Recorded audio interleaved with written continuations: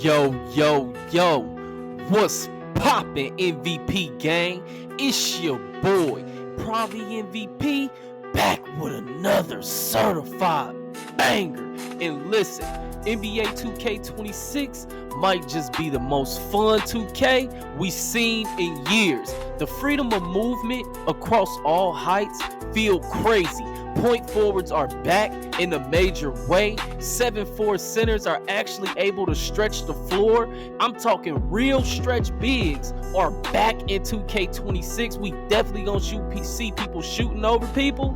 And the pure green windows are setting up the cleanest skill gap that we've seen in a long time. But let's keep it real. Until the full game drops, we don't know exactly what we're getting. There's been no part gameplay has been shown, and the specialization paths could flip the meta completely. But before we dive deeper, quick reminder, the NBA 2K26 Superstar Edition giveaway has just 4 days left. The winner will be announced live August 28th on the channel. So I'm telling y'all, have your calendars marked. Already have notifications turned on for the channel, because your boy gonna be going live and I'm gonna announce the winners. The first place prize is, of course, NBA 2K26 Superstar Edition, free. The second is gonna be a VC package. The third is the MVP Season Pass. And how to enter. You follow me on Twitter. I'm in the contest. Join the Discord. Message me directly. The more likes, comments, and activity, the better odds. And if you catch the keyword in my video, that just give you bonus points. And I'm gonna give the keyword right now. It's finesse with a capital F. Don't miss out. Only 4 days left. Now, let's get into why NBA 2K26 has people saying it could be one of the funnest 2Ks we had in years. Because the biggest difference right away that everybody can notice, I don't care whose videos you watching. I've been watching 2K Labs. I watch Joe Knows. I watch Uncle Simi or Uncle Demi. I watch so many people. Double H or Simply Grind. It's been so many. I'm trying to give everybody their equal credit. I'm trying to give everybody, but it's been so many videos because they all had these ready to just flood us with, and I appreciate them doing that. Hey, every creator out there, big or small, I appreciate y'all doing y'all things. I've been literally breaking down each video, just looking at what each person is presenting, because people been an LA Laker fan too. I looked at his stuff too. He did good work as far as looking at what dribble styles like are the best to use.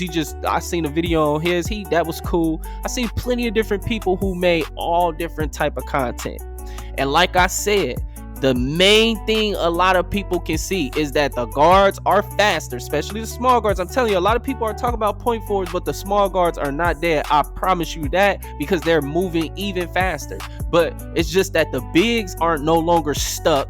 And the wings, they especially point forwards, are officially back. Like I tried to tell y'all in this video right here. You should be able to see that up on there right here. But I pointed that out, that tall playmakers, they're going to be able to create again. And that's going to open up a whole style of basketball we haven't even seen in a while. The game feels like it's going to let you hoop your way instead of boxing you into one meta, especially offensively. People look at this as a negative or like cartoonish, but it's actually like what's going on in the NBA, how power forwards can create, small forwards can create, centers can create. Like we got Jokic, Wemby, we got these people breaking the meta. Like you just had Embiid leading the league in scoring. Like what are we? These centers and power forwards and small forwards and shooting guards, they are no longer just like cookie cutter type builds like in the NBA. They're versatile. They can do numerous things from their position while still being vocal, which the specialization paths are going to make you pinpoint what you're going to be great at. And this will be the first time in years, I'm telling you, mark it here. I'm telling you, I've been saying it's going to be multiple meta builds, because so many different heights can be effective with play creation instead of just being play finishers as they were in NBA 2K25. And 2K26, I'm telling you, it's going to be way more other people capable of creating than just the PG. Like, it was very limited to just PG creation in 2K25. Am I lying? Like, the PG had to do it for people who play PG. See, people who don't play PG don't understand how PG feel. People can see on my channel. Y'all know I have multiple PG builds. I have multiple PG videos. I have a lot of people subscribe based off those videos. PG, it felt like you had to do everything or the ball. Like, it wasn't much creation outside the PG position. And I'm happy that has changed, because now the 5 out, the way I run 5 out, I like it to have multiple people who can attack and create, because I can shoot too. I still want to shoot too. Like, I want clean looks too. Like, I know how to space the floor and do. Man, when you got people who know how to really run 5 out, that's when I'm telling you, 5 out gonna be powerful this year because of the no dip shooting. And it's gonna force people to be able to really show whether they can play defense and guess where a person is going correctly. And now the person moving gonna be able to stop and go at different points. So it's gonna feel like, oh, offense is overpowered, but really it's gonna just show that you really don't guess well. Like, even though you know he's doing the same moves, you don't know whether he's gonna do it going left or right, or you don't know if he's gonna pull back. If they literally free the offensive, and that's what I was calling for. Like, I told y'all last year, we felt like we really couldn't move. That's what made defense, and defense was actually moving faster than offense, which was confirmed in the motion styles. Like, they were gonna move faster. That's why you were able to chase everybody down on fast breaks. It was just so easy to catch up with everybody. Like, we don't even get into 2K25. It's a reason why a lot of people stopped playing that game. That game, it wasn't a good game, y'all. I'm sorry. If that was if you're new to 2K and you haven't experienced all the other 2Ks, then maybe you would, because it was good things that I'm happy to see that they carried over into 2K26, like the cat breakers, how they put all the badges, they just compound them down into, like, it's simplified. Like, they ain't got all these different badges. Okay, here go the badges. We got the same badges. We got similar builds. We got everything is simplified. Just now it makes more sense. Even combining some takeovers to make them make more sense and make them more valuable. Because I seen crash out or crash boards or whatever it said. I'm like, that's gonna be probably the meta for bigs. But I got plenty of that coming later as the year goes and we actually get to play the game. But I'm telling you, the hype is real, because you gotta remember, it's still all potential until the specialization paths are revealed, until park gameplay get tested. I'm not talking about my team and them playing with cards and stuff and all that. I'm talking about part gameplay with my player builds that have been maxed out. People been playing them. Until we can see how the defense holds up at the strongest level, nothing is set in stone. And speaking on defense, because that's where a lot of the users, even people that's in my Discord, their biggest concerns are defense. My opinion, and this is what I've been trying to tell people, this is my opinion. Hey, don't kill me for my opinion. Passing lanes are still gonna be lethal, because people don't understand, with the +2, Legendary Interceptor is going to be way more common this year, because you're going to see so many people having Gold Interceptor on their build defaultly, and they going to boost that to Legendary. Boosting that to Legendary is going to be common amongst competitive players, because everybody knows passing lanes are very important in competitive play. The ability to play them, because turnovers are really what swing the game and win you the games. Teams that don't value spacing and timing, they are going to give away the ball non-stop. So people looking at, like, them play now and them playing against AIs and my team playing all that stuff, bro. I know the game though. Once people make my players, and you got a whole bunch of locks everywhere with Legend still, even though this guard is not a lockdown, he still got Legend Interceptor. Do you understand what's going to be going on in the passing lanes? Like, if you're still not smart, it's going to be, if people still are not putting passing on their builds, bro. Like, I'm just telling y'all, teams that don't value spacing, bro, they're going to be getting a bunch of turnovers. And it's the on-ball defense, that's still a question until comp level guards start breaking it down. But what I guarantee, the team that takes the highest quality shots in NBA 2K26 will win 95% of the time. Do you hear me? That will be the true skill gap this year. I'm telling you, the people who can get the wide open and the open shots the most generated, them are going to be the people who win the most this year. Which brings me to shooting. It's non-negotiable.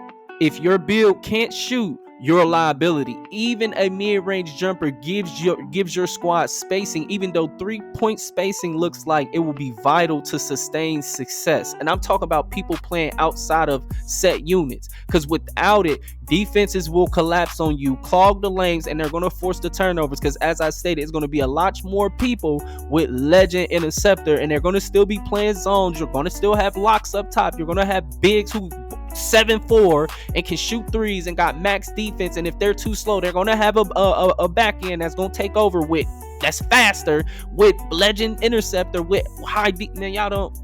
Man, this year's spacing is premium. If you can't green and you can't play, I mean, think about this.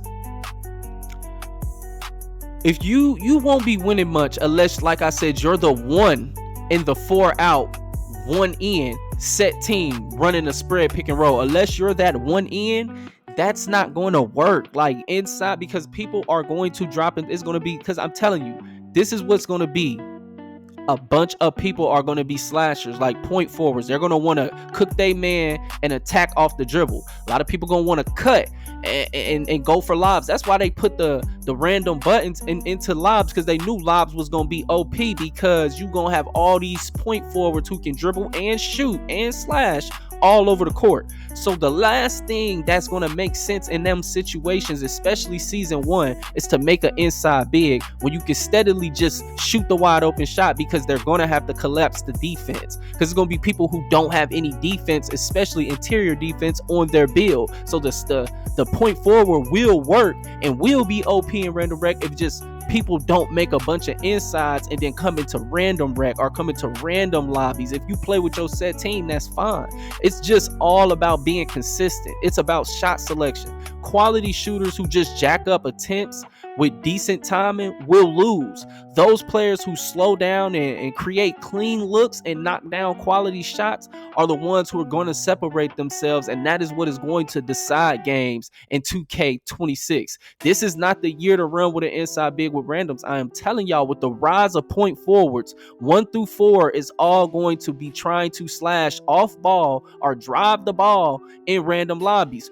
Once the other team sees that, they're going to drop into a zone and shut off the paint, and then they're going to expose the lineup's lack of spacing. With bigs having pure green windows, it's no excuse not to have shooting when you can literally have a 89-3 with limitless, silver limitless.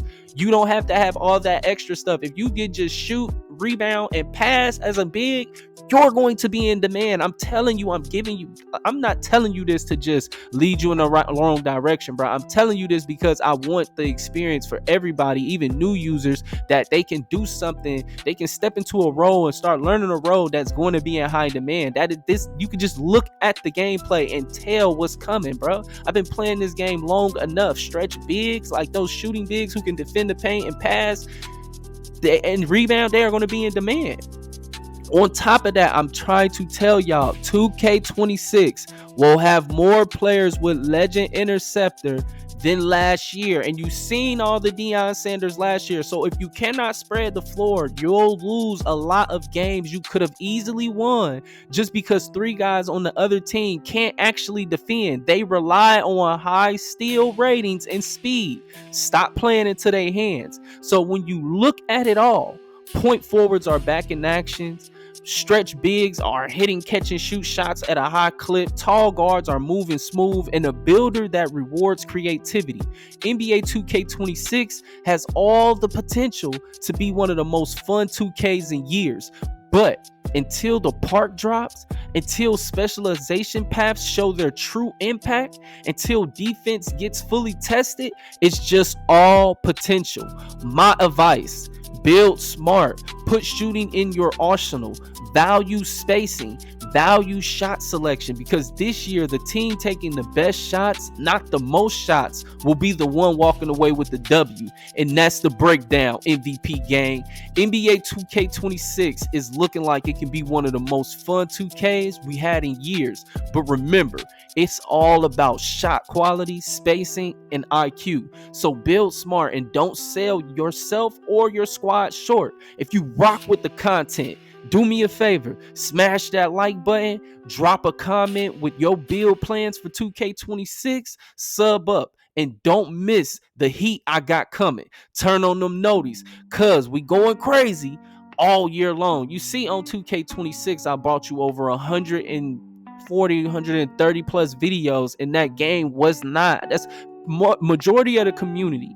It is a consensus that 2K25 was one of the worst 2Ks of all time. You can look on Twitter, you can look on Facebook, the overall consensus. I'm not saying it ain't no people who didn't like it, because it was things to like. Like I said, the cap breakers, the builds evolving, all that stuff. That was cool additions, yes. But the actual gameplay was so flawed that nobody really liked it. So many big content creators left the game. If you really look at when the game was popping, it played nothing like 2K25. Nobody liked that game, bro. Nobody. It's not fun. It's just, people got to realize it's a game. It's a game. Like, you got to make a game actually fun. Like, and I'm telling you, I feel like this type of game will be able to keep people in tune all year. But don't forget, it's 4 days left on the Superstar Edition giveaway, so tap in before it's too late. The details will be in the description. As always, MVP gang, stay consistent, stay focused, and blessings to the Most High. Peace.